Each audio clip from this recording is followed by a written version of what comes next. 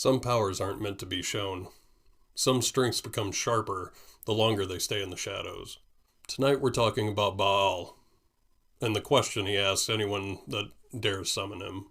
How do you mask your power when others expect weakness?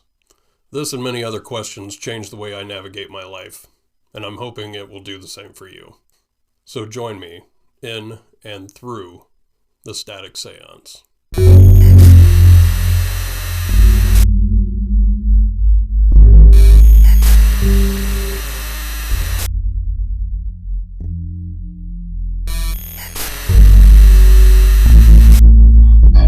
Between stations, neither here nor gone.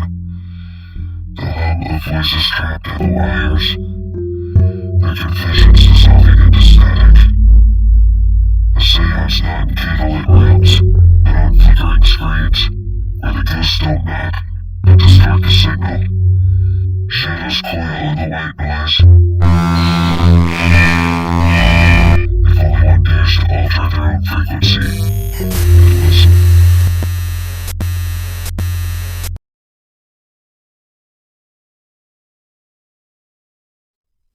Before we get into the ritual side or the psychological side, let's take a moment to actually understand who Bael is.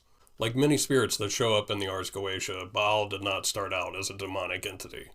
The name comes from Baal, a title meaning Lord, which was found across the ancient Near East, especially found in Canaanite and Phoenician traditions. Baal was not a singular being. The title was applied to many gods, storm gods, fertility gods, city gods. In some texts, he's a warrior king. In others, a dying and rising vegetation god. Over time, as monotheistic religions arrived, these many Baals were ultimately recast into adversarial or demonic entities. By the medieval period, especially in grimoires like the Pseudo-Monacaria Daemonium and the Lesser Key of Solomon, Baal becomes Bael, the first king of hell, ruling over legions and specializing in invisibility, concealment, and masked presence. He's often depicted with three faces, that of a man, a toad, and a cat, which just symbolizes the multiple forms and the ability to be overlooked, camouflage. So what does that mean? It means Baal's not a demon of destruction. He's a demon of distortion. A spirit whose domain is what people think they see, what they miss, and who you become when you aren't fully visible. And that's exactly why his core question is, how do you mask your power when others expect weakness?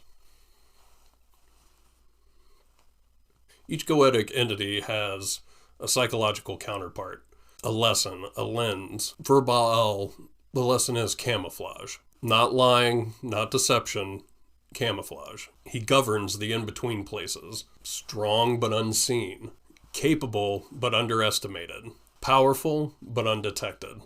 His domain forces us to ask, when have we mistaken invisibility for weakness? And when have we survived because someone underestimated us? Baal's question isn't about cowardice. It's about strategy, humility, protection, and survival. Baal whispers, showing all of your power invites hunters. Mask it. In occult symbolism, revealing your full strength isn't enlightenment, it's vulnerability.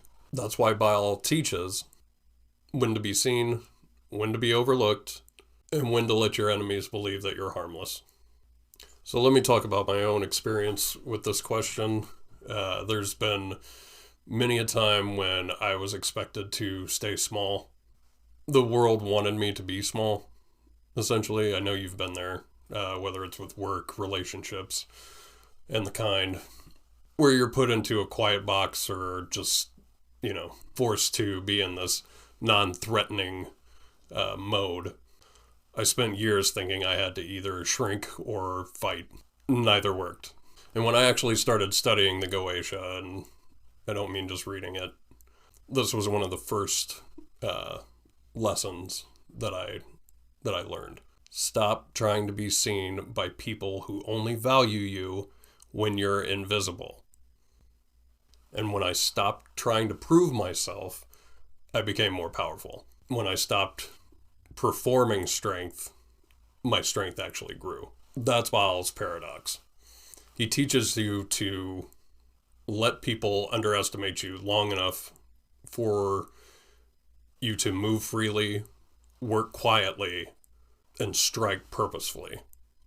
And the moment that I embraced that, creativity changed, boundaries opened up. Honestly, my entire life path was changed. Bael doesn't ask, how do you become powerful? He asks, how do you carry your power without flashing it around like a spotlight? And that question changed everything for me. Now I want to talk directly to you.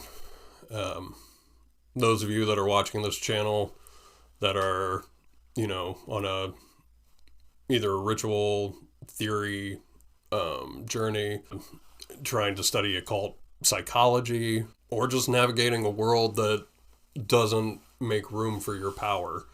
This is why Bael's question matters. Invisibility is not weakness. Hidden strength is not absence. Camouflage is a tool. Look at your life right now. Where are you being underestimated? Where are people misunderstanding your silence? Where are you holding back out of fear of being targeted? These aren't flaws. These are signs that your power is incubating. Bael teaches you that there's a difference in being unseen and being invisible on purpose. Some of you watching this channel are probably in hostile workplaces. Some of you are just surrounded by people who only seem to notice your weaknesses and never any of your strength. Some of you are healing, rebuilding, or waiting for the right moment to emerge. Bael's question is permission. Permission to grow in silence. Permission to strategize instead of perform. Permission to let people misjudge you, because their misjudgment can be your shield. Asking this question means that you're stepping into a new phase of your life. A phase where power isn't loud, it's intentional. Now, if you want to work with this question directly, without having to invoke Bael, here's a simple reflection ritual. Sit alone in dim light, if possible, and ask yourself 4 things. When has my strength been hidden?